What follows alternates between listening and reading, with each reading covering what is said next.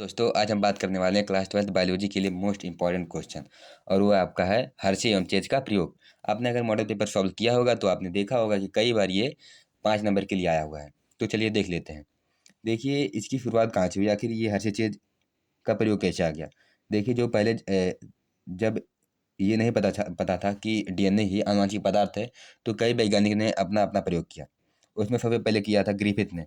इन्होंने क्या किया, एक चूहा और साल्मोनेला टाइफी नहीं स्ट्रेप्टोकोकस न्यूमोनी थी, तो अपना प्रयोग किया और रूपांतरण का सिद्धांत दिया था।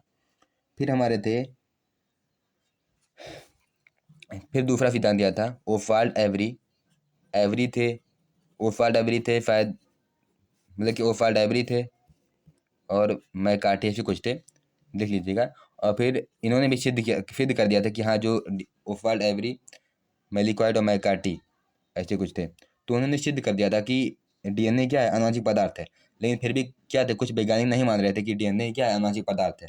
तो इसे एकदम करेक्टली सिद्ध करने के लिए कि हाँ डीएनए ही आनुवंशिक पदार्थ है, वो प्रयोग किया हर्षे एवं चेज ने। इनका पूरा नाम था अल्फ्रेड हर्षे और मार्थो चेज। इन्होंने 1952 में अपना प्रयोग किया, और प्रयोग कैसे किया वो हम देखते हैं। देखिए ये दिया है, अल्फ्रेड हर्षे व मार्थो चेज ने सन 1952 में डीएनए को आनुवंशिक पदार्थ सिद्ध करने के लिए अपना प्रयोग किया। इसे ही हर्षे एवं चेज का प्रयोग कहते हैं। अब प्रयोग में किया गया था, तो डीएनए में फास्फोरस पाया जाता है। जैसे आप लोग जानते हैं कि डीएनए में क्या होता है, फास्फोरस होता है। अब फास्फोरस होता कैसे, क्योंकि जो भी डीएनए होता है उसमें फास्फोरिक एसिड होता है, तो फास्फोरिक अगर एसिड है तो फास्फोरस होगा ही। और जो प्रोटीन होता है, प्रोटीन इसमें सल्फर होता है। प्रोटीन क्या होता है, इसमें सल्फर होता है, लेकिन डीएनए में नहीं होता। इस बात को ध्यान में रखते हुए उन्होंने क्या किया, बहुत सी बैक्टीरिया को H35 रेडियो एक्टिव सल्फर, इसे क्या कहेंगे, रेडियो एक्टिव सल्फर, वह कुछ बैक्टीरिया को P32 यानी फास्फोरस के 32, ये क्या है, रेडियो एक्टिव फास्फोरस है। आप लिख सकते हैं यहाँ पर रेडियो एक्टिव फास्फोरस वाले माध्यम में पैदा किया। यानी कुछ इस तरह उन्होंने दो माध्यम लिया, एक माध्यम यहाँ पर लिया और एक माध्यम यहाँ पर लिया। इसमें क्या डाल दिया, P32 डाल दिया, इसमें H35 डाल दिया, और बाकी इसमें क्या ई कोलाई को डाल दिया। बैक्टीरिया है ना, तो डाल दिया, अपना द्विगुणन करेंगी और ढेर सारी हो जाएंगी। तो जब ये द्विगुणन करेंगी, अगर इसका माध्यम ले रही हैं तो इसके अंदर क्या जाएगा, P32 चला जाएगा, और इसके अंदर भी H35 चला जाएगा। अब फिर देखते हैं आगे दिया, तथा जीवाणु भोजी को दोनों माध्यमों में डाल दिया, जहाँ बैक्टीरियोफेज के डीएनए में P32 यानी रेडियो एक्टिव फास्फोरस व प्रोटीन लेयर में रेडियो एक्टिव F35 चला जाता है। अब इन्होंने ई कोलाई जीवाणु को चुना व 3 चरण में अपना प्रयोग किया। कैसे किया, देखिए पहला क्या है, इन्फेक्शन, संक्रमण। इस विधि में P32 व F35 वाले जीवाणु भोजी को अलग अलग ई कोलाई पर संक्रमण करवाया। कैसे करवाया अभी दिखाते हैं चित्र के द्वारा। दूसरा आपका ब्लेंडिंग, पढ़ लीजिए फिर अभी चित्र द्वारा समझा दे रहे हैं। इस विधि में जीवाणु भोजी व ई कोलाई को अलग अलग कर दिया। देखिए पहले क्या किया, मान लीजिए ये हमारा ई कोलाई है, पहले अटैक करवाया तो फिर कहा गया संक्रमण, दूसरी बार अलग अलग कर दिया गया, इसे कहा गया ब्लेंडिंग। तीसरा क्या है, सेंट्रीफ्यूजन।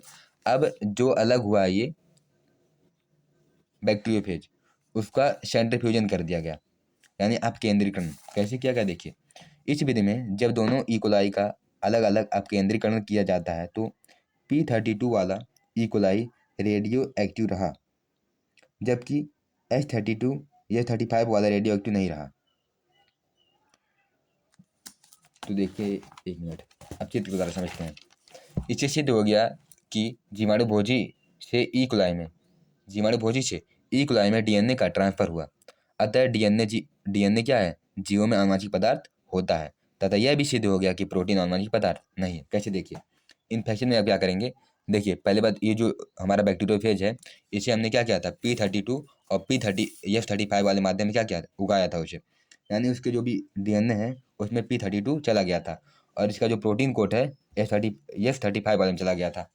अब जब ई कोलाई, एक स्वस्थ ई कोलाई में इसका अटैक करवाया गया तो इसका जो P32 था ई कोलाई में चला जाएगा, और इसका F35 नहीं जा पाएगा क्योंकि ये प्रोटीन कोट में है। अब दूसरी बार इसको अलग कर दिया गया, दोनों को बैक्टीरियोफेज के निकाल के बाहर दिया गया और ई कोलाई को पकड़ के उसका अपकेंद्रीकरण यानी सेंट्रीफ्यूजन किया गया। तो सेंट्रीफ्यूजन जब किया गया तो देखा गया कि जो हमारा ई कोलाई था, जो P32 वाले से संक्रमण किया गया था, उसमें अभी भी वही गुण है, यानी P32 उसमें आ गया है। लेकिन जो F35 वाला था वो क्या था, उस वाले ई कोलाई में F35 नहीं आया था। इससे यह सिद्ध हो गया कि जो भी हमारा डीएनए है, डीएनए में फास्फोरस था, अगर फास्फोरस इसमें आ गया तो मतलब डीएनए ही आया होगा। और यहाँ पर प्रोटीन में था F35 और इसमें नहीं आया, यानी प्रोटीन इसमें नहीं आया। तो इसका मतलब क्या हुआ कि जो भी प्रोटीन होता वो वंशागत नहीं होता, यानी वो आनुवंशिक पदार्थ नहीं होता, और जो P32 था वो चला गया। इस प्रकार ये सिद्ध हो गया कि डीएनए क्या है, आनुवंशिक पदार्थ है। तो ये हर्षे वह चीज़ का प्रयोग था। इसको स्क्रीनशॉट ले लीजिए और बढ़िया से रट लीजिएगा, स्क्रीनशॉट फिर इसका, ठीक है।